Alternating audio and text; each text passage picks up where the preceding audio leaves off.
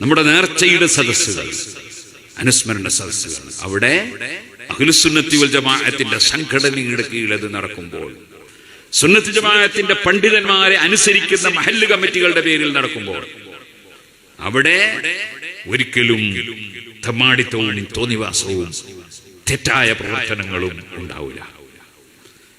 തിരൂർ, പുതിയങ്ങാടി,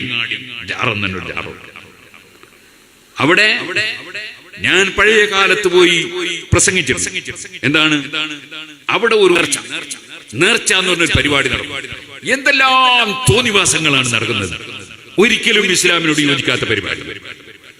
അതിനെതിരെ ശക്തമായി വളരെ നല്ല ആശയങ്ങൾ പറഞ്ഞ് നമ്മുടെ മുൻഗാമികളായ സമസ്ത കേരള ജമിയത്തുലമയുടെ ഉലമാക്കൾ പഴയ കാലത്ത് പ്രമേയം അവതരിപ്പിച്ച് അത്തരത്തിലുള്ള എല്ലാ ദുരാചാരങ്ങളും മഖ്ബറുകളുടെ സമീപത്ത് നടത്തുന്നവരുണ്ടെങ്കിൽ അവർ നിർത്തിവെക്കണം എന്ന് പറഞ്ഞ് നമ്മുടെ ആലിമീങ്ങൾ അന്ന് പറഞ്ഞ പ്രമേയം അടക്കം അവതരിപ്പിച്ച് അല്ലാഹുവിന്റെ ഔലിയാക്കളോട് അദബ് കാണിക്കണം, അവരുടെ മുമ്പിൽ വന്ന് തോന്നിവാസം ചെയ്യാൻ പാടില്ല, ഒരിക്കലും തല്ലുണ്ടാക്കാൻ പാടില്ല.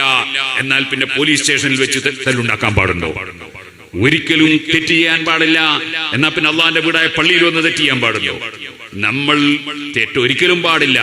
അക്കൂട്ടത്തിൽ തെറ്റായ കാര്യങ്ങളൊക്കെ ഔലിയാക്കളെ മഖ്ബറയുടെ സമീപത്ത് വന്നിട്ട് ചെയ്താൽ ആ ഔലിയാക്കളുടെ പൊരുത്തക്കേട് ലഭിക്കാനും ഔലിയാക്കളുടെ എല്ലാ പൊരുത്തക്കേടും സമ്പാദിക്കാനും അല്ലാതെ അതുകൊണ്ട് ഒരു ഫലവും കിട്ടുകയില്ല എന്ന് പറഞ്ഞ് ഞാൻ പഴയ കാലത്ത് അവിടെ പോയി പ്രസംഗിച്ചിരുന്നു.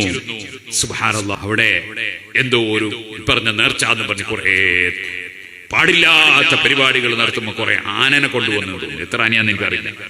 ആ ആന ഒന്ന് ഇടഞ്ഞി അങ്ങനെ കുറെ ആളെ ചവിട്ടി. ചിലര് മരിക്കാനായതുണ്ടാവും, മരിച്ചിട്ടുണ്ടോ എന്നറിയില്ല. എന്തെല്ലാമോ അവിടെ സംഭവിച്ചു. ചിലപ്പോൾ ഇടഞ്ഞപ്പോ സംഭവിച്ച അപകടം സംഭവിച്ചവർ ചിലപ്പോൾ നിരപരാധികൾ അതിലെ വഴി പോകുന്നവരും ആയിക്കൂടാന്നില്ല.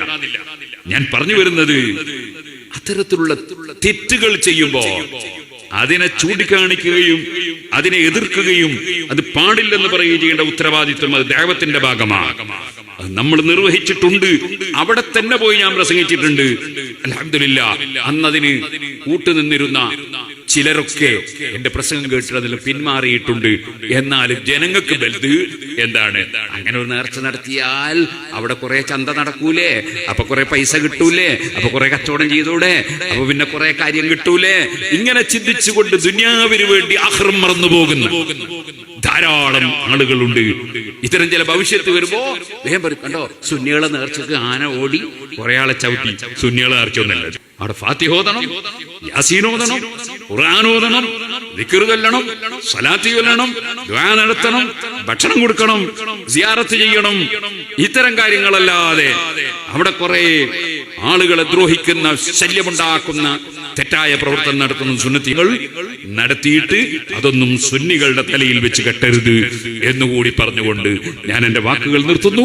അല്ലാഹു സുബ്ഹാനഹു വ തആല തഖ്വയോടുകൂടെ ജീവിച്ച് മരിക്കാൻ നമുക്കെല്ലാവർക്കും തൗഫീഖ് നൽകുമാറാകട്ടെ.